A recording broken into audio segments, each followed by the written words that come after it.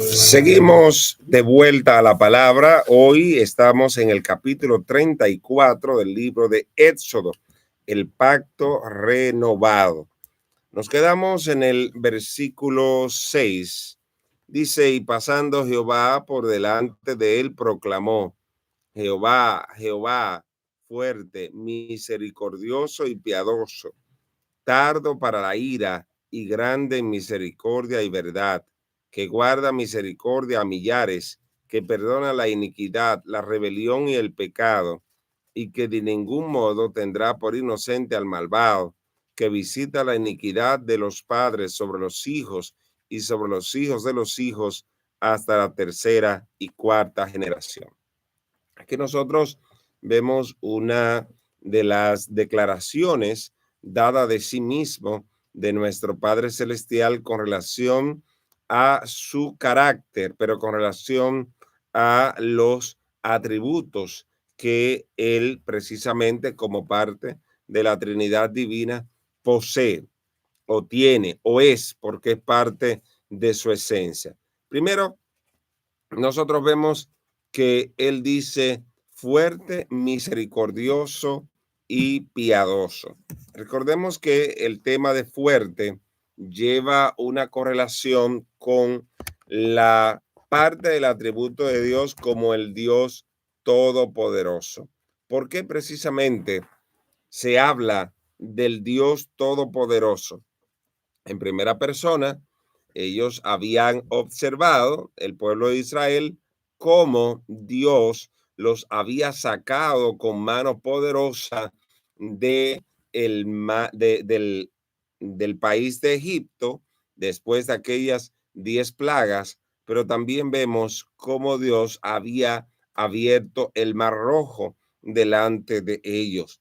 Entonces, qué interesante es nosotros saber cómo Dios dentro de este contexto no solamente está revelando sus credenciales, sino que también está revelando y está confirmando a Moisés, pues precisamente las grandes oportunidades, pero también las grandes responsabilidades que estaba asumiendo y cómo dentro de este contexto el Señor estaba fortaleciendo las manos de Moisés. Pero también en este contexto, cómo el Señor habla de que Él es misericordioso y piadoso. ¿Por qué es importante nosotros recordar esto? Recordemos que los israelitas habían cometido este gran pecado de idolatría y por tanto violando el primero de los 10 mandamientos. De hecho, de los dos más importantes, el primero, ya que no estaban demostrando amar a Dios sobre todas las cosas. Sin embargo, vemos que en este contexto Dios precisamente está extendiendo su mano de misericordia, está extendiendo su mano bondadosa alrededor de ellos y con este mensaje, pues precisamente el pueblo se iba a fortalecer y también iba a recordar de que todo lo que ellos tenían, de que todo lo que poseían, pues precisamente era porque Dios se lo había otorgado y cómo precisamente el Señor tenía misericordia de ellos para ayudarlos a tener esa relación plena con Dios. Y yo creo que nosotros debemos mirarnos en ese espejo. Muchas veces nos dejamos envolver por parte de las acciones cotidianas de personas que están llenas de basura desde su interior, desde el fondo de su alma, y están tan llenos que andan buscando dónde o en quién volcar sus frustraciones, en quién volcar sus desaciertos, sus raíces de amargura. Pero en esta mañana el Señor quiere recordarte, Dios misericordioso está disponible precisamente para sanar tu corazón y que su misericordia sea extendida sobre ti de tal manera que a partir de hoy, a partir de ahora, puedas ver la vida de una manera distinta, pero también puedas ver cómo el Señor, a través de extender su misericordia sobre ti, eleva tu nivel de conciencia para que también tú puedas mostrar misericordia para con otros, para poder discernir e identificar cuando se trata de la persona misma y cuando se trata del enemigo de la justicia que está operando detrás de esa persona. Sin embargo, nosotros vemos que hay muchas personas que no están observando esto y se están dejando llevar precisamente por una política, se están dejando llevar por el fragor del momento, sus emociones lo traicionan y terminan cometiendo actos indecorosos, actos imprudentes que al final terminan lamentándolos. Pero el Señor sigue diciendo, yo soy tardo para la ira, pero grande en misericordia y verdad. En otras palabras, decir mi amor por ti es muy grande. En otras palabras, decir, mi querido y amigo oyente, el amor de Dios por ti es indescriptible. Por eso Él dice grande en misericordia y verdad. Por eso no hay nadie que haya conocido a Dios, que haya tenido un encuentro con Dios, que siga siendo una persona conforme a las obras de la carne, sino que llega a ser una persona que empieza a producir frutos conforme al fruto del Espíritu Santo.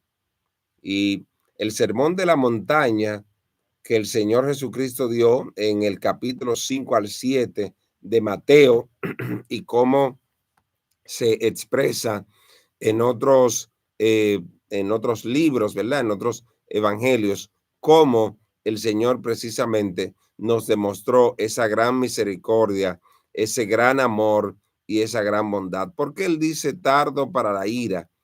¿Por qué, en otras palabras, Él no se enoja fácilmente?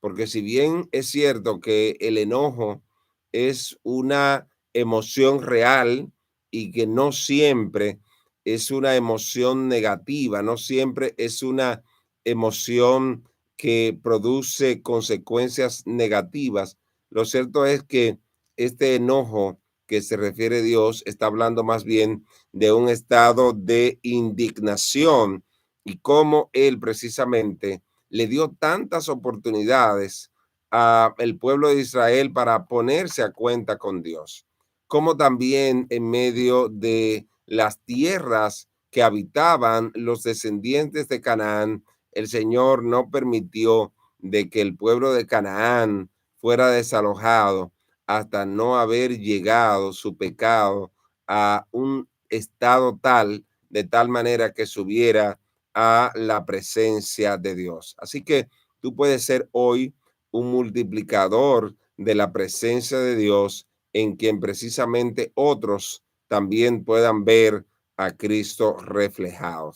Entonces, sigue diciendo el versículo 7, que guarda misericordia a millares y que perdona la iniquidad, la rebelión y el pecado. Yo creo que estos tres elementos que son obviamente de la naturaleza pecaminosa con relación al ser humano deben llamarnos la atención, porque de hecho podríamos decir está conectado dentro de una de las relaciones con los 7 pecados capitales que nosotros vemos en el libro de Proverbios. Pero qué interesante es nosotros saber cómo precisamente Dios dice, yo perdono la iniquidad, yo perdono la rebelión, yo perdono todo tipo de pecado. Y nosotros debemos preguntarnos, ¿de qué manera nosotros estamos convirtiéndonos en personas que estemos manifestando el perdón de Dios, que estemos compartiendo la misericordia de Dios? Hay tantas personas, mis queridos oyentes, que están marcados por una autoculpa, que se están autodestruyendo precisamente, puesto que ya cometieron el pecado de la iniquidad, cometieron el pecado de la rebelión. Y en esta parte, ¿qué es lo que se espera? Pues que usted se arrepienta. ¿Qué es lo que se espera? Pues que usted cambie de actitud hacia el pecado. Por eso es que el Señor nos recuerda, un corazón contrito y humillado, yo no lo desprecio. Y tú que tienes un sentimiento de culpabilidad, que está marcado por la vergüenza, que está marcado por el odio, recuerda que tú puedes ser libre en esta mañana, puesto que el mismo Dios que le proclamó a Moisés y le recordó que él perdona la iniquidad, que perdona la rebelión, que perdona todo tipo de pecados, es el mismo Dios que está presente. Él dijo que él no tendrá por inocente al malvado. Y yo creo que eso es importante frente a un mundo donde la justicia está corrompida, donde la justicia calla cuando tiene que hablar, donde la justicia cierra los ojos cuando tiene que mantenerlos abiertos y donde la justicia se hace la sorda cuando tiene que oír necesariamente las evidencias necesarias. El Señor recuerda, y de hecho es una de las cualidades que nos refleja el Antiguo Testamento acerca de Dios como nuestra justicia, en el hebreo acerca de Jehová Sikenut o Jehová justicia nuestra. ¿Por qué él conecta esto? Porque el objetivo de Dios no es que tú vivas eternamente en pecado. El objetivo de Dios no es que tú vivas eternamente lejos de la gracia de Dios. Ahora, Él espera que tú puedas venir, como dije ahorita, con un corazón contrito y humillado. ¿Por qué los fariseos, por qué los maestros de la ley, por qué los sacerdotes no hallaron gracia delante de nuestro Señor Jesucristo? Porque ellos se justificaban en su pecado, porque ellos no querían verdaderamente tener una relación personal, al contrario, estaban tan cargados en su propia naturaleza pecaminosa que no reconocieron a Cristo. Sin embargo, aquellas personas que eran consideradas desprecio por la sociedad, como los cobradores de impuestos, como las mujeres rameras, como los indigentes, los abandonados, los que no tenían gracia. Sin embargo, se acudieron, se presentaron delante de Dios y pues precisamente recibieron el perdón de Dios. Luego, el Señor dice que visita la iniquidad de los padres sobre los hijos y sobre los hijos de los hijos hasta la tercera y la cuarta generación. Obviamente, aquí no está hablando necesariamente de que Dios está asumiendo un régimen de consecuencia para aquellas personas que no hayan hecho nada. Estamos hablando que producto de la iniquidad, la rebelión, cada una de esas personas, pues, ¿qué iban a enseñar a sus hijos? Iniquidad, rebelión. Entonces, en esta parte, el Señor está diciendo, yo soy un Dios justo, yo soy un Dios que aplica la misericordia, soy un Dios misericordioso y de manera especial muchos de los israelitas pues justificaban su vida libertina o su vida miseriosa y posteriormente el Señor tiene que decir a través del libro de Ezequiel, miren, ya no se dirá más entre ustedes las uvas que comieron los padres a los hijos le dio de entera, sino que el alma que pecare, esa morirá. En esta parte lo que el Señor te está diciendo es lo siguiente, cada quien forma y al formar precisamente da de lo que hay en su corazón. Pero tenemos tantos ejemplos también. Los hijos de Corea, a pesar de que su padre fue un rebelde, fue un inicuo, como ellos no murieron porque ellos decidieron marcar la distancia y decidieron seguir sirviendo a Dios. Javes decidió renunciar a la maldición que habían colocado sus antecesores sobre él y cómo precisamente el Señor le concedió lo que pidió. Tú que vienes de una familia disfuncional, tú que vienes de una familia donde tal vez tus padres lo que han vivido es en pleito, lo que han vivido es en consumo de estupefacientes, de bebidas alcohólicas, de cigarrillos y demás cosas, puedo recordarte que Dios es misericordioso y que Dios perdona todo tipo de pecado y que precisamente Él quiere que tú puedas tener esa relación plena delante de su presencia.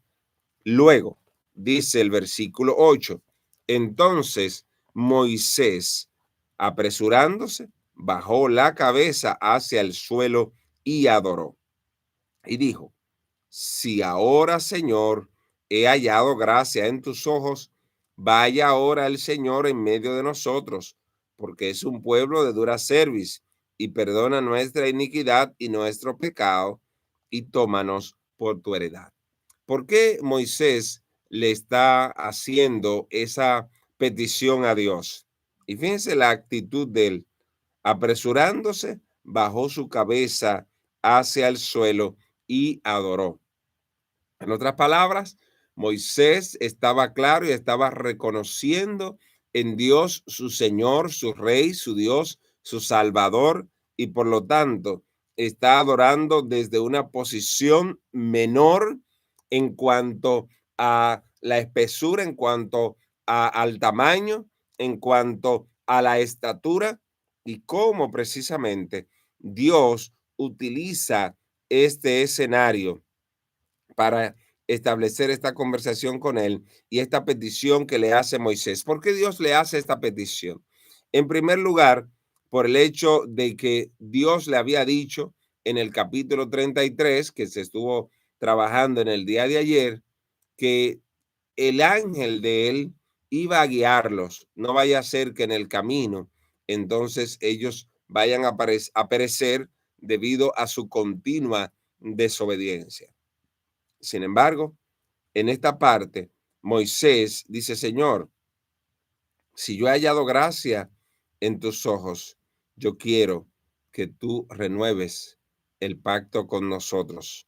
Yo quiero que tú nos tome por tu heredad. Este es un pueblo de dura cerviz. Este es un pueblo incómodo. Este es un pueblo desobediente. Pero gracias porque nos perdona, dijo Moisés en medio de esta conversación. El capítulo 33 es tan rico en el tema de la misericordia de Dios, pero en la importancia de la presencia de Dios. Y cuando estamos hablando de la importancia de la presencia de Dios, estamos hablando de esa experiencia especial, porque Dios está presente en todo lugar, Dios es omnipresente. Pero esa experiencia especial donde podemos tener esa conversación día a día con Dios y de esta manera pues tener esta relación genuina. Tenemos que ir a nuestra segunda pausa. Después de la misma, vamos a ver qué Dios le responde ante esta petición de Moisés. Adelante.